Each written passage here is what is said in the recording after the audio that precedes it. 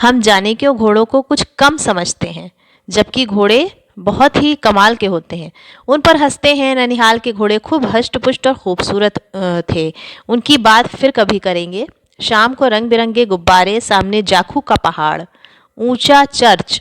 Church की घंटियां बजती तो दूर-दूर तक उनकी गूंज फैल जाती थी, आवाज फैल जाती थी। लगता है इसके संगीत से प्रभु यीशु यानी ईसा मसीह स्वयं कुछ कह रहे हैं। सामने आकाश पर सूर्यास्त हो रहा है। गुलाबी सुनहरी धारियां नीले आसमान पर फैल रही हैं। दूर दूर फैले पहाड़ों के मुखड़े गहराने लगे हैं। गहराने मतलब वहाँ पे अंधेरा छाने लगा। जब सूरज डूबने लगता है तो पहाड़ों पर भी अंधेरा छाने लगता है।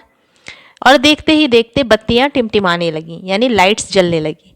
रिज पर रौनक और मॉल की दुकानों की चमक की भी क्या कहने। स्कैंडल पॉइंट की भीड़ से उभरता कोलाहल, कोलाहल मतलब शोर। सर्वर स्कैंडल पॉइंट के ठीक सामने उन दिनों एक दुकान हुआ करती थी, जिसके शोरूम में शिमला कालका ट्रेन का मॉडल बना हुआ था।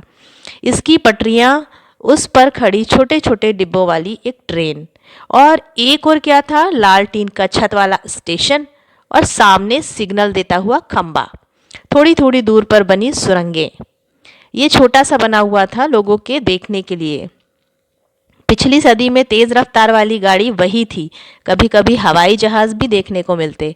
दिल्ली में जब भी उनकी आवाज आती, बच्चे उन्हें देखने के लिए बाहर दौड़ते। दिखता एक भारी भरकम पक्षी जैसे उड़ा जा रहा है पंख फैलाकर, ऐसा दिखता। ऐसा ही दिखता है ना जहाज। यह देखो, और वह गायब। उसकी स्पीड ही इतनी तेज लगती। हाँ, गाड़ी के मॉडल वाली दुकान के साथ एक और ऐसी दुकान थी जो मुझे कभी नहीं भूलती है। यह वह दुकान थी जहां मेरा पहला चश्मा बना था। वहां आंखों के डॉक्टर अंग्रेज थे। शुरू शुरू में चश्मा लगाना अटपटा लगा। छोटे बड़े मेरे चेहरे को देखते और कहते, आंखों में कुछ तकलीफ है, इस उम्र में ऐनक। दूध पिया करो, मैं डॉक्टर साहिब का कहा दोहरा देती कि डॉक्टर साहब ने कहा था कि कुछ दिन तक पहनोगी, फिर ये उतर जाएगी। वैसे डॉक्टर साहिब ने पूरा आश्वासन दिया था, यानी पूरा भरोसा दिया था। आश्वासन का मतलब होता है भरोसा।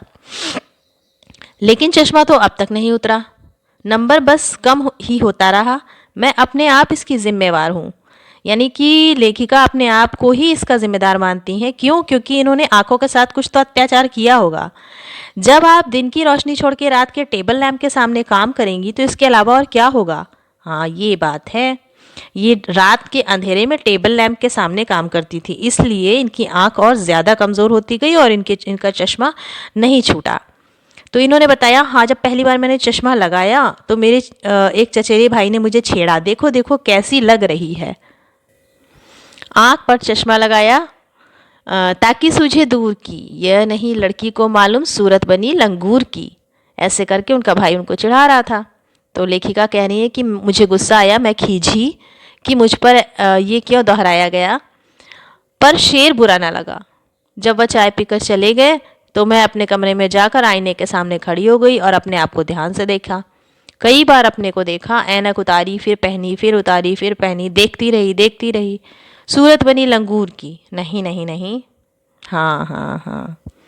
मैंने अपने छोटे भाई का टोपा उतारकर सिर पर रखा। कुछ अजीब लगा, अच्छा भी और मजाकिया भी।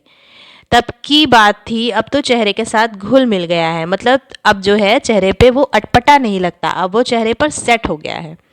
जब कभी उतरा हुआ होता तो चेहरा खाली खाली सा लगने लगता है। याद आ गया वह टोपा, काली फ्रेम का चश्मा और लंगूर की सूरत।